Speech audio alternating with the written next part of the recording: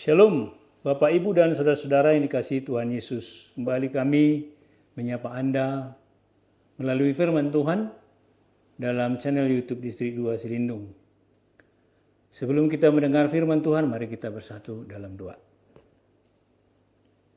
Kasih karunia dan damai sejahtera dari Allah Bapa dan dari anaknya Tuhan Yesus Kristus menyertai saudara-saudara sekalian. Amin. Bapak, Ibu, dan saudara-saudara yang dikasihi Tuhan, firman Tuhan yang menyapa kita hari ini, yang sesuai dengan almanak Huria KBP atau Huria Kristen Batak Protestan, tertulis dalam Mika 4 ayat 1. Demikian firman Tuhan. Akan terjadi pada hari-hari yang terakhir, gunung rumah Tuhan akan berdiri tegak menjulang di atas gunung-gunung, dan menjulang tinggi di atas bukit-bukit. Bangsa-bangsa akan berduyun-duyun ke sana. Jadi masa-mas sogot di ujung niak ke ari, ujak madoluk ni joro ni Jehovah di pucu niak kadoluk, jalahumitcat sian akkarubian. Jadi marrongoman ma tu ibana akka bangso. Demikian dalam bahasa Batak Toba.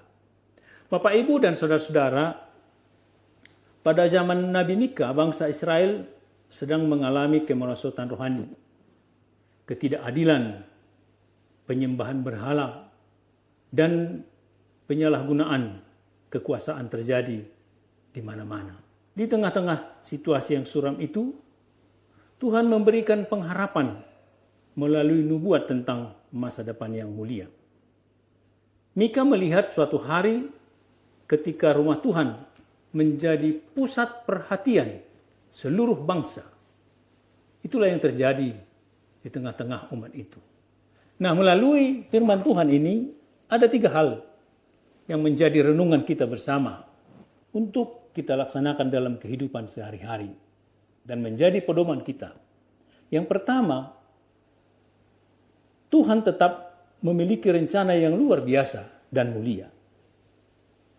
Ternyata Mika tidak melihat hanya kondisi yang terjadi pada saat itu, tetapi juga melihat masa depan yang telah Tuhan siapkan. Ketika Tuhan melihat kekacauan, Tuhan memulihkan apa yang terjadi saat itu. Nah, ayat ini mengingatkan kita bahwa rencana Tuhan tidak pernah gagal.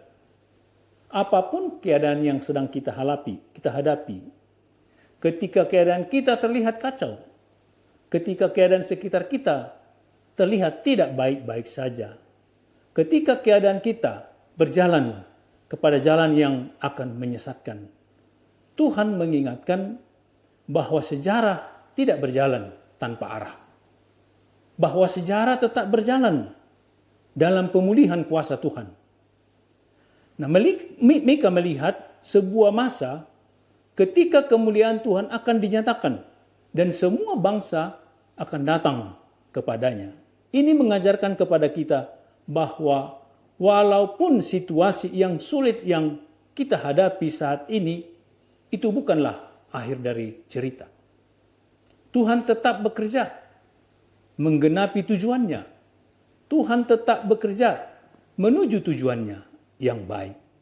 Nah, oleh sebab itu, jangan takut. Tetaplah kuat. Tetap berada dalam jalur dan jalan Tuhan. Jadikan Tuhan menjadi prioritas utama dalam setiap keputusan hidupmu. Di depan pasti Anda akan menghadapi kemenangan. Itulah hal pertama yang kita lihat dari firman Tuhan ini. Dan yang kedua, Bapak, Ibu, dan saudara-saudara, dikatakan rumah Tuhan menjadi pusat kehidupan.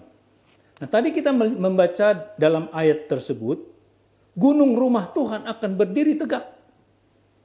Itu melambangkan bahwa hadirat Tuhan dan pemerintahan Allah.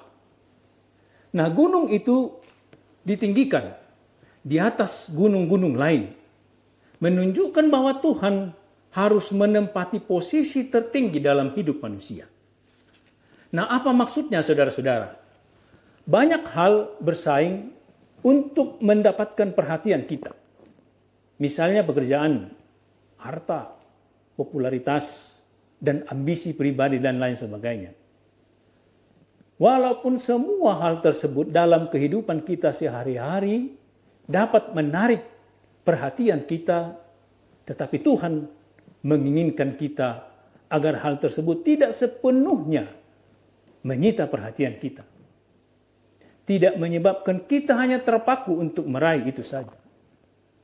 Dan bahkan menurut para psikolog, perhatian manusia banyak dan terfokus kepada 3 kebutuhan utama, yaitu bertahan hidup, menjalin hubungan dan berkembang. Hampir semua kekhawatiran, tujuan, dan minat manusia berkaitan dengan salah satu atau gabungan dari ketiga hal tersebut. Namun firman Tuhan ini mengajak kita menempatkan Tuhan di tempat yang utama. Apapun persaingan yang selalu menyita perhatian kita dalam kehidupan ini, tetaplah berharap kepada Tuhan.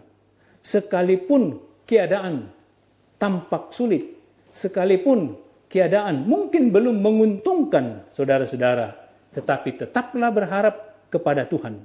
Karena Tuhan memegang masa depan. Ingatlah pesan Tuhan Yesus dalam Matius 6 ayat 33. Tetapi carilah dahulu kerajaan Allah dan kebenarannya, maka semuanya itu akan ditambahkan kepadamu.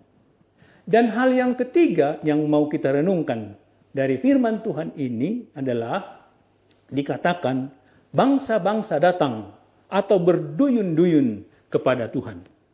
Nah, nubuat ini menunjukkan bahwa keselamatan Tuhan itu tidak hanya untuk satu bangsa, tetapi bagi semua bangsa. Nah, saudara, Allah menghendaki agar setiap orang yang mengenal Dia, setiap orang percaya, kita dipanggil menjadi saksi yang membawa orang lain kepada Tuhan melalui perkataan, melalui perbuatan kita sehari-hari.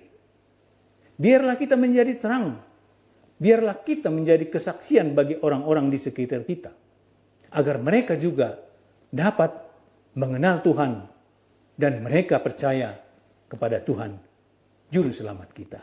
Nah, oleh sebab itu, Bapak, Ibu, dan saudara-saudara, firman Tuhan Mika 4 ayat 1 ini mengajarkan kepada kita bahwa Tuhan sedang mengarahkan sejarah kepada penggenapan rencananya. Akan datang masa ketika kemuliaannya diakui oleh segala bangsa.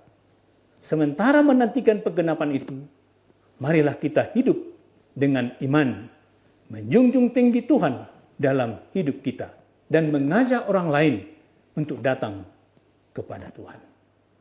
Amin. Mari kita berdoa. Tuhan, terima kasih karena Engkau memiliki rencana yang penuh harapan bagi umat-Mu. Tolonglah kami untuk tetap percaya kepadamu di tengah keadaan yang tidak pasti. Jadikanlah Engkau menjadi pusat hidup kami, dan pakailah hidup kami untuk memancarkan kasih serta kebenaran-Mu kepada orang lain. Terima kasih Bapa. Di dalam nama Yesus Kristus kami berdoa. Amin. Tuhan Yesus memberkati.